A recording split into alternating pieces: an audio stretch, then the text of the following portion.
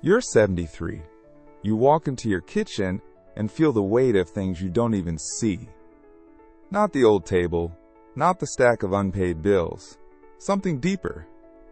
A voice in your head whispers, "Let it go." But what, exactly? After 70, life doesn't just get quieter. It gets heavier. Not because of age, but because of what we still carry. Guilt we never earned, expectations we can't meet, old anger still echoing in silence, memories wrapped in regret, roles we never asked for, but still play, and no one teaches us how to throw those things away. One comment under our last video said it best. At 76, I realized I wasn't tired because I was old. I was tired because I was carrying too much that didn't belong to me anymore. That line stayed with me. So today, we're not talking about decluttering closets or garages. We're talking about what your soul needs to release. If you want peace, not just sleep, stillness, not just silence, a joyful life, not just a long one. In this video, we'll walk through 5 things you must throw away emotionally and spiritually. The hidden burden they place on your heart and health. Yad Sin. How to gently let go without guilt, shame, or apology. And why true peace after 70 doesn't come from what you add, but from what you release. Because the final chapters of your life deserve space. And space only comes when you stop carrying the past like it's still yours to solve. If you've ever felt like you were still holding everyone else's weight, been haunted by a decision you made decades ago, or realized that staying angry is just exhausting, then this video is your breath of air, your permission to lighten your load, your quiet revolution.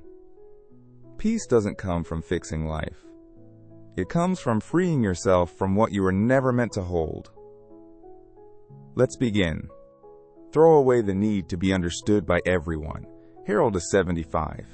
Last year, he tried to explain to his children why he didn't want to move in with them. He told them he needed space. He told them he wasn't helpless. They nodded, but he could see it in their eyes. They didn't really get it. For months, he replayed that conversation. What he said, what they heard, what they didn't, until one morning he sat with his coffee and realized, I've spent most of my life trying to be understood. Now I just want to be at peace, even if some people never understand me. The first truth. At a certain age, your peace becomes more valuable than your explanations. We grow up believing that if we just explain ourselves well enough, people will see our heart. But the truth is, some people don't want to understand. Some people only listen to judge.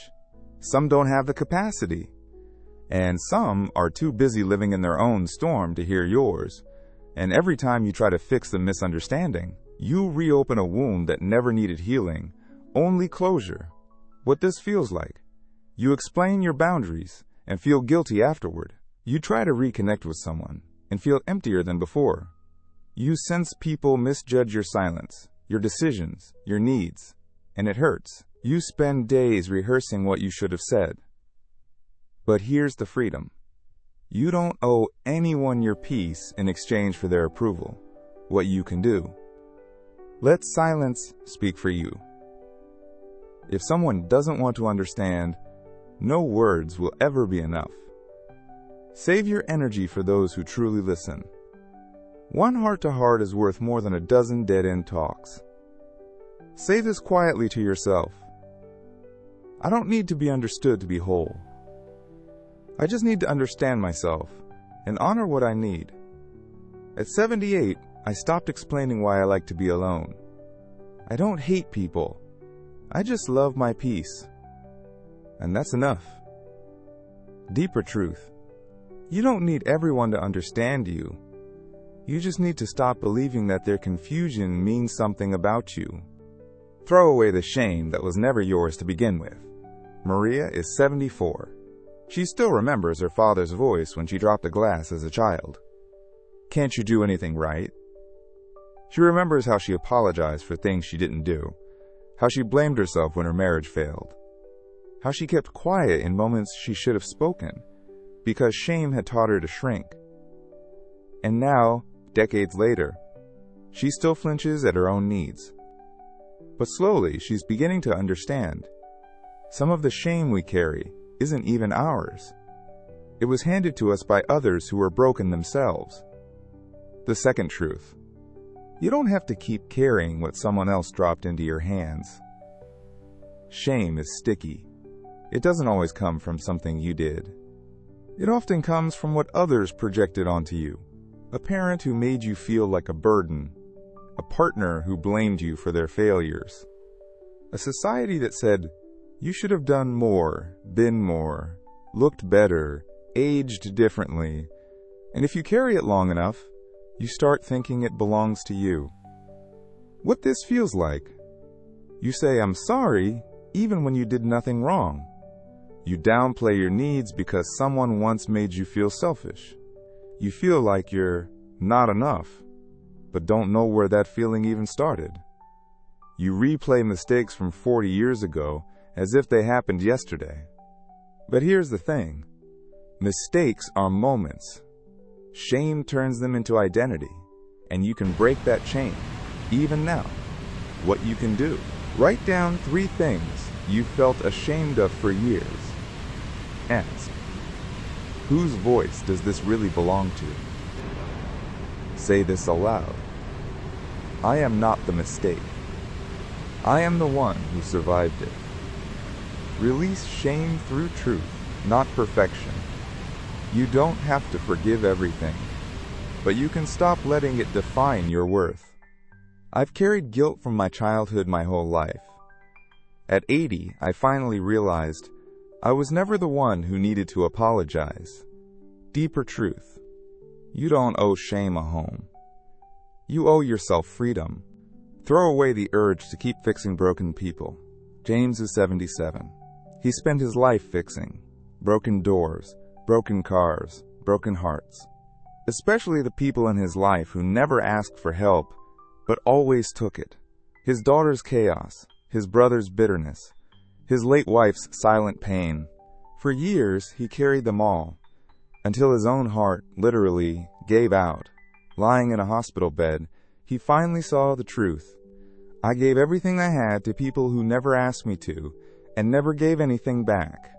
The third truth: after 70, the urge to save everyone becomes a silent form of self-abandonment. We're taught that being the strong one is noble. That fixing, helping, absorbing others' pain is what makes us valuable. But here's the truth: some people don't want to change. Some don't see your help as love. They see it as control.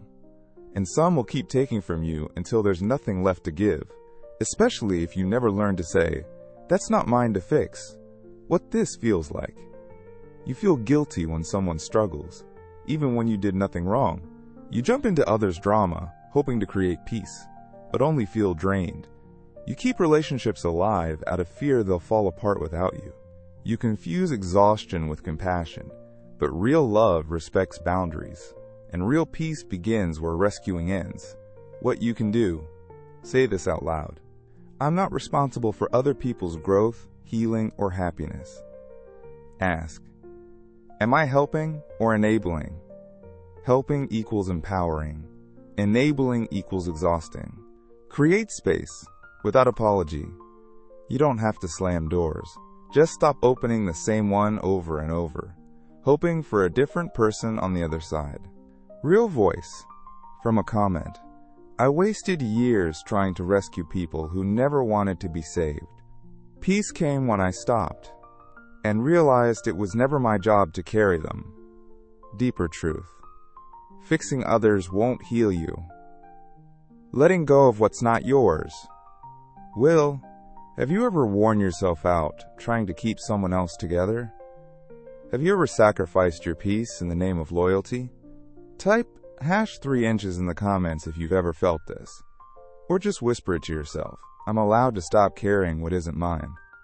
Throw away the fear that you're running out of time. Linda is 72. She's always wanted to take a train across the country, to paint again, to tell her grandchildren her life story. But every time she thinks about it, a voice creeps in. You're too old now. It's too late to start. You should have done it earlier.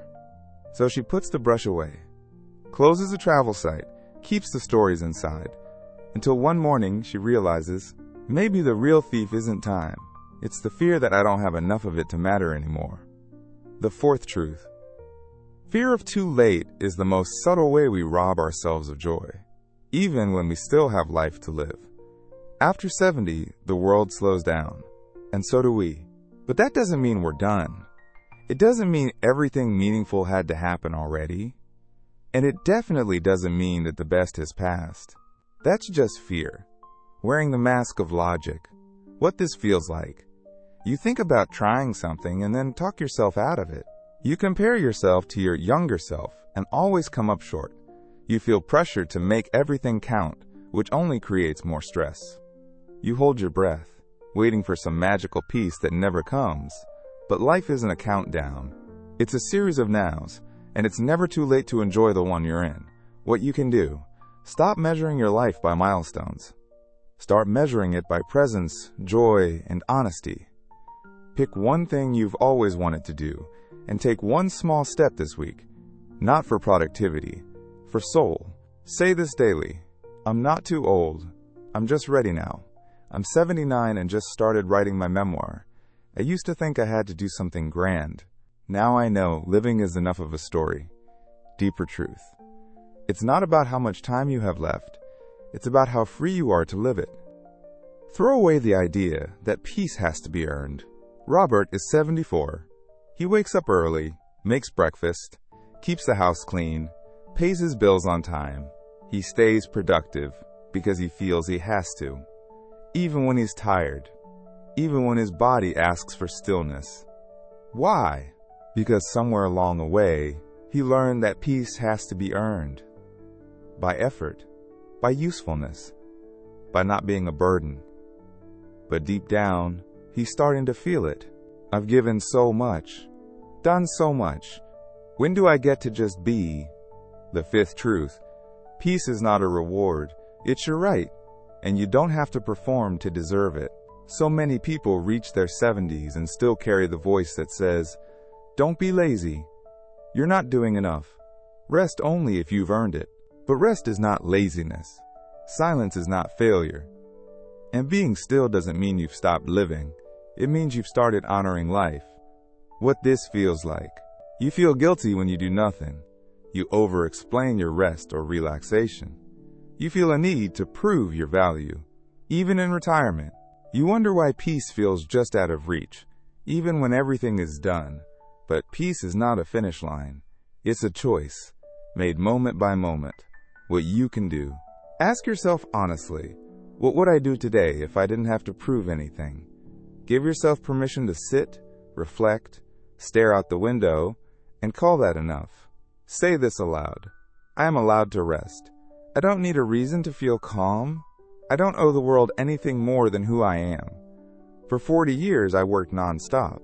I'm 82 now, and finally learning how to let myself rest without guilt. Deeper truth.